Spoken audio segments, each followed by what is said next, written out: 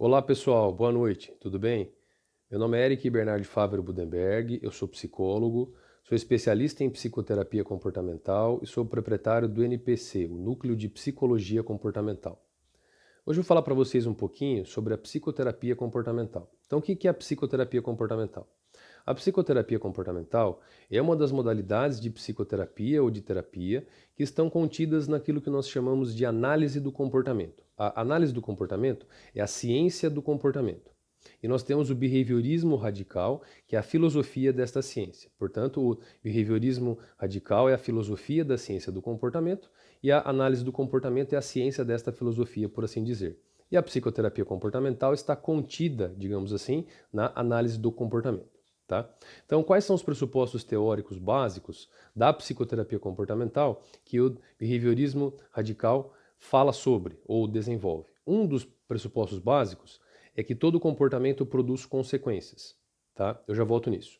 Outro pressuposto básico é que nós somos seres determinados pelo nosso ambiente e pela nossa genética. Portanto, tudo aquilo que nos acontece, tudo aquilo que nós fazemos, todos os nossos padrões de comportamento, nós sempre encontraremos explicações na nossa genética e no nosso ambiente, tá? A definição de comportamento, como eu já havia dito em outros vídeos, é a interação entre o organismo e o ambiente, tá? Então, ambiente é tudo que não é comportamento, comportamento é tudo que não é ambiente. E o comportamento é a interação do organismo com o ambiente. Comportamento é tudo aquilo que a pessoa faz, sente ou pensa. Então, é qualquer coisa. Por isso que nós chamamos a filosofia do comportamento de behaviorismo radical. Radical porque tudo é comportamento. Andar, pensar, falar, sentir, ou seja, qualquer manifestação de qualquer organismo vivo nós consideramos como comportamento. Tá? Então tudo é comportamento, nesta interação com o ambiente que é esta definição. Tá? Então, comportamento são todas essas manifestações e ambiente pode ser qualquer coisa ou pessoa. Por exemplo, a mesa, a cadeira, outra pessoa, o meu próprio organismo, tudo pode ser um ambiente. Ou seja, tudo pode ser um estímulo para que eu possa me comportar, tá? Pode ser algo que eu possa interagir.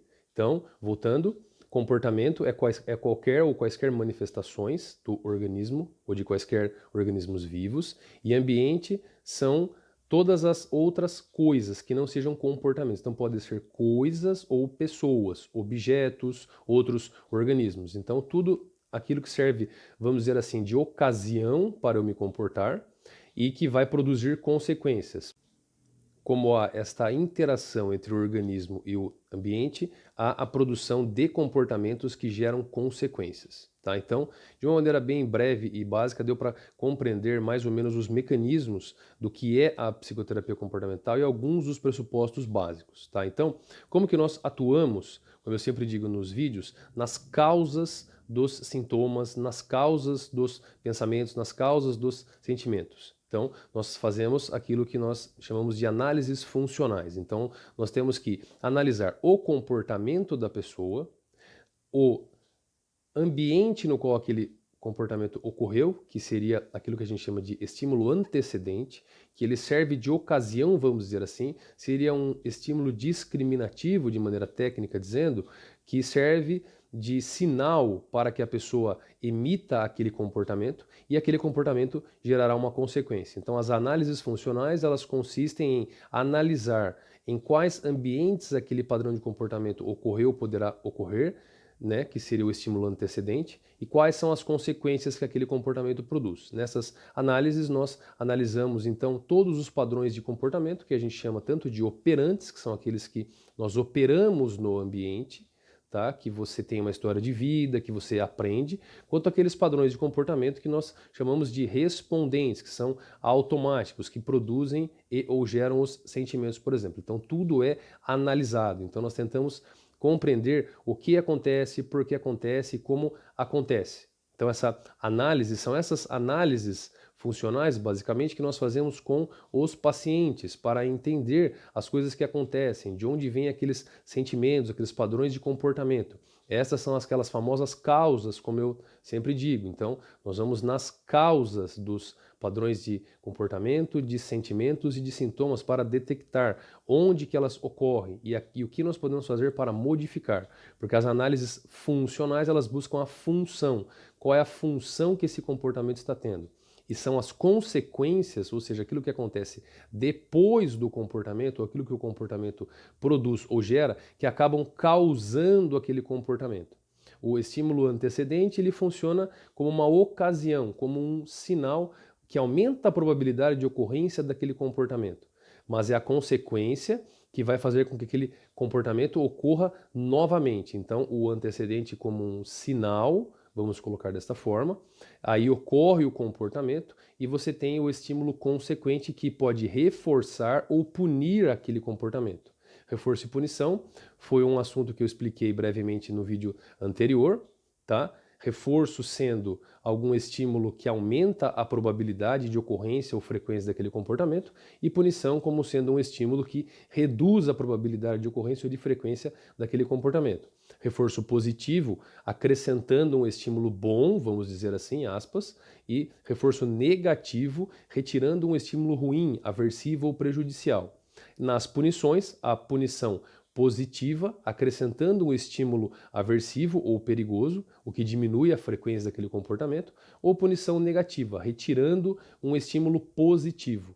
Tá? Então você tem basicamente esses 4 tipos de consequências, que geram todos aqueles sentimentos que eu citei no vídeo anterior. Reforço positivo, quando eu acrescento algo bom para aquela pessoa, vamos dizer assim, eu gero sentimentos de felicidade, de contentamento, de alegria e aumento a possibilidade daquele comportamento ocorrer novamente. Reforço negativo, eu retiro alguma coisa ruim para aquela pessoa e aquela pessoa emite o comportamento de fuga ou esquiva e aí ela produz alívio, porque ela se livra de alguma coisa ruim, vamos colocar desta forma.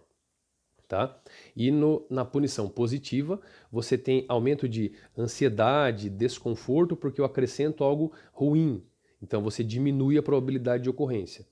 E na punição negativa, eu retiro algo positivo. Então também diminuo a probabilidade de ocorrência, gerando aqueles sentimentos que eu expliquei de arrependimento, de angústia, etc. Então nós fazemos essas análises funcionais tentando detectar todas estas consequências para entender o que acontece nos padrões de comportamento com a pessoa, porque ela se sente. Então nós vamos fazendo essas análises e pontuações para modificar o ambiente e também o comportamento. Isso faz com que a pessoa ela aprenda novas habilidades comportamentais, desenvolva outros padrões, modifique os sentimentos, aprenda a se comportar de uma outra forma e aquilo faz com que aquilo eleve a qualidade de vida da pessoa, pois ela começa a enxergar as coisas de uma outra forma, se comporta de uma outra forma e ela produz consequências novas, vamos dizer assim, para ela e para as pessoas ao redor.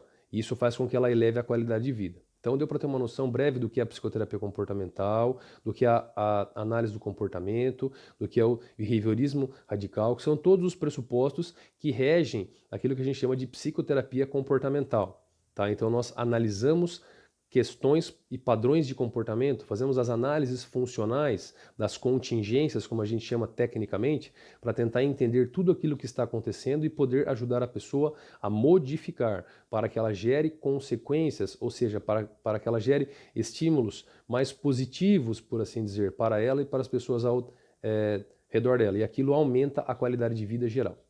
Tá? Então, se ficar alguma dúvida, pode entrar em contato, pessoal. Obrigado, boa noite.